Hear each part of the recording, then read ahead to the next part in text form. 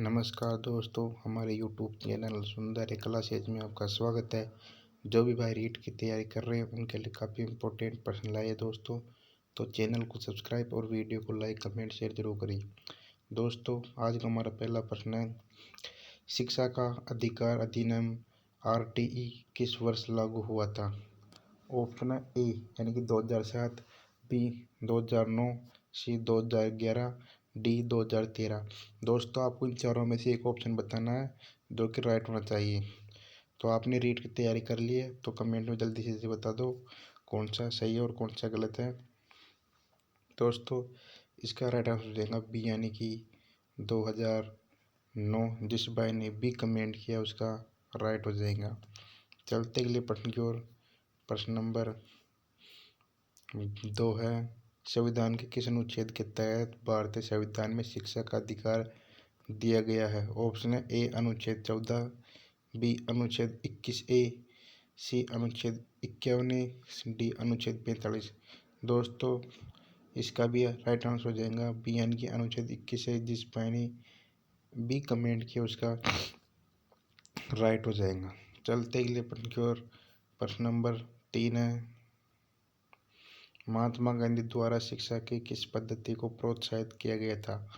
Option है ए नारायण पद्धति, B विज्ञान से आधारित पद शिक्षा, सी सर्वपल्ली पद्धति, डी नवोदय पद्धति। दोस्तों, करना देगा बी यानी कि विज्ञान आधारित शिक्षा। जिस भाई ने बी कमेंट किया उसका राइट हो जाएगा।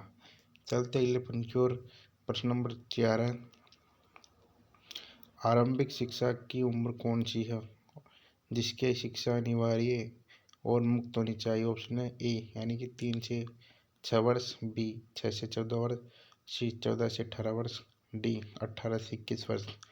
दोस्तों, इसका राइट आंसर हो जाएगा बी यानी कि 6 से 14 वर्ष। जिस भाई ने बी कमेंट किया उसका राइट हो जाएगा। दोस्तों, शिक्षा अनिवार्य और मुक्त होनी चाहिए। 6 से और 14 वर्ष के लिए बच्चों के लिए शिक्षा मुफ्त में होनी चाहिए। चलते अगले प्रश्न की ओर।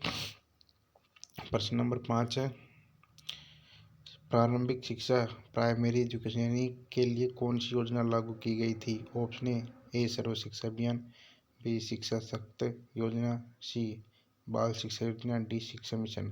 दोस्तों, इसका राइट आंसर हो जाएगा ए यानी कि सर्व शिक्षा अभियान। जिस भाई ने ए कमेंट किया उसका राइट हो जाएगा। चलते अगले प्रश्न की ओर। प्रश्न नंबर 6 है, उससे पहले आपसे निवेदन है कि चैनल को सब्सक्राइब और वीडियो को लाइक कमेंट शेयर जरूर करें। दोस्तों, प्रश्न नंबर 6 है, राजस्थान में प्राथमिक विद्यालयों में बालक शिक्षा की योजना किसके द्वारा शुरू की गई थी? Option A Ramnath Goenka, B Kanwar Meena, C Kalubai, D Pratap Singh. दोस्तों, इसका राइट आंसर हो जाएगा बी यानी कि कंवर मीणा। जिस भाई ने बी कमेंट किया उसका राइट हो जाएगा। चलते अगले प्रश्न की ओर। प्रश्न नंबर 7 है, होवर्ड गार्डन ने शिक्षा के किस पहलू पर जोर दिया था? ऑप्शन है शिक्षण प्रशिक्षण, बी बच्चों का सर्वांगीण विकास, सी विज्ञान शिक्षा, डी शारीरिक शिक्षा। दोस्तों, इसका राइट आंसर हो जाएगा बी यानी कि बच्चों का सर्वांगीण विकास। जिस भाई ने बी कमेंट किया उसका राइट हो जाएगा। चलते अगले प्रश्न की ओर। प्रश्न नंबर 8 है, राजस्थान के शिक्षा मंत्री कौन है? Option A Govind Singh Dotasra, B Bhanwar Singh Bhati, C Ved Barma Rawat, D Arjun Singh. दोस्तों, इसका राइट आंसर हो जाएगा ए यानी कि गोविंद सिंह डोटासरा। जिस मैंने एक कमेंट किया उसका राइट हो जाएगा। दोस्तों, ये प्रश्न काफ़ी इंपॉर्टेंट है तो इसको जरूर नोट कर लेना। चलते अगले प्रश्न की ओर। प्रश्न नंबर 9 है, पढ़ो राजस्थान योजना का उद्देश्य क्या है? ऑप्शन ए शिक्षा के स्तर पर सुधार, बी स्कूल की संख्या बढ़ाना, सी 1 से 5 बच्चों के लिए शिक्षा में सुधार, डी सभी बच्चों का मुफ्त किताबें देना।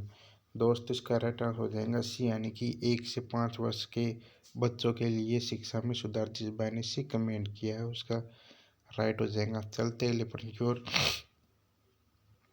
प्रश्न नंबर 10 है, कौन सा उद्देश्य विद्यालय में हिंदी को अनिवार्य भाषा के रूप में लागू करने का था? ऑप्शन है राष्ट्रीय एकता, बी भाषा विविधता, सी सांस्कृतिक जागरूकता, डी रोजगार अवसर। दोस्तों, इसका राइट आंसर हो जाएगा यानी कि राष्ट्रीय एकता। जिस भाई ने एक कमेंट किया उसका राइट हो जाएगा। चलते अगले प्रश्न की ओर। प्रश्न नंबर 11 है। उससे पहले आपसे निवेदन है कि चैनल को सब्सक्राइब और वीडियो को लाइक कमेंट शेयर जरूर करें। प्रश्न नंबर 11, राष्ट्रीय पाठ्य चर्चा की रूपरेखा NCA किस वर्ष जारी की गई थी? ऑप्शन 2000 में, बी 2005, सी 2010, डी 2015। दोस्तों इसका राइट आंसर हो जाएगा बी यानी कि 2015 सॉरी 5। सिपाही ने बी कमेंट किया उसका राइट हो जाएगा। चलते अगले प्रश्न की ओर। प्रश्न नंबर 12 है। भारत में प्राथमिक शिक्षा का उद्देश्य क्या? ऑप्शन ए रोजगार तैयार करना, बी बच्चों का समग्र विकास, सी संस्कृत बढ़ाना, डी उच्च शिक्षा के लिए तैयार करना। दोस्तों इसका राइट हो जाएगा बी यानी कि बच्चों का समग्र विकास। जिस भाई ने बी कमेंट किया उसका राइट हो जाएगा। चलते अगले प्रश्न की ओर। प्रश्न नंबर 13 है। किसी बालक के सर्वांगीण विकास के लिए निम्नलिखित में से क्या जरूरी है? ऑप्शन ए केवल गणित, बी शारीरिक शिक्षा, सी साहित्यिक गतिविधियाँ, डी कला और खेलों में भागीदारी। दोस्तों इसका राइट आंसर हो जाएगा डी यानी कि कला और खेलों में भागीदार। जिस भाई ने डी कमेंट किया उसका राइट हो जाएगा। चलते अगले प्रश्न की ओर। प्रश्न नंबर 14 है। शिक्षा के अधिकार कानून RT के तहत किसे शिक्षा का अधिकार है? ऑप्शन ए केवल गरीब बच्चों को, बी सभी बच्चों को, सी अनुसूचित जाति जनजाति के बच्चों को, डी केवल सरकारी स्कूलों के बच्चों को। दोस्तों इसका राइट आंसर हो जाएगा बी यानी कि सभी बच्चों को। जिस भाई ने बी कमेंट किया उसका राइट हो जाएगा। चलते अगले प्रश्न की ओर। प्रश्न नंबर 15 है। शिक्षा का अधिकार अधिनियम में बच्चों की न्यूनतम आयु क्या निर्धारित की गई है? ऑप्शन 14 वर्ष, बी 5 वर्ष, सी 6 वर्ष, डी 7 वर्ष।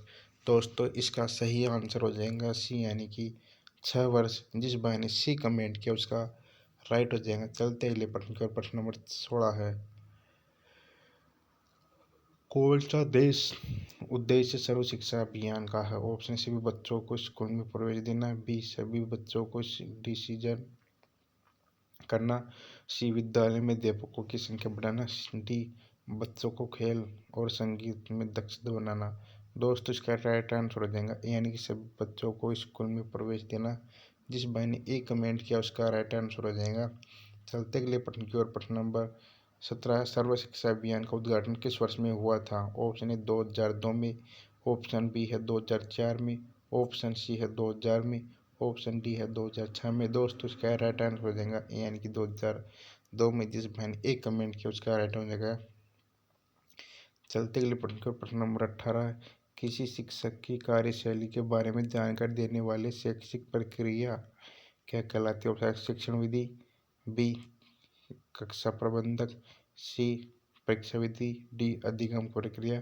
जिस भाई ने एक कमेंट किया उसका राइट हो जाएगा। दोस्तों इसका राइट आंसर भी ए है शिक्षण विधि। जिस भाई ने एक कमेंट किया उसको चलते हैं अगले प्रश्न की ओर। प्रश्न नंबर 19 से अधिगम का सर्वोत्तम तरीका कौन सा? ऑप्शन सुनकर, बी देखने से समझने और क्रियावली से, डी लिख कर। दोस्तों इसका राइट हो जाएगा सी यानी कि समझने और क्रियावली से। जिस भाई ने सी कमेंट किया उसका राइट हो जाएगा। चलते अगले प्रश्न की ओर। प्रश्न नंबर 20 है।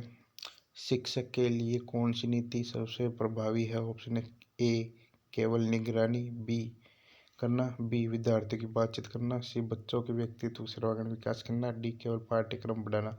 दोस्तों इसका राइट आंसर सी यानी बच्चों के व्यक्तित्व का सर्वांगीण विकास करना। जिस भाई ने सी कमेंट किया उसका राइट हो जाएगा। चलते प्रश्न की ओर।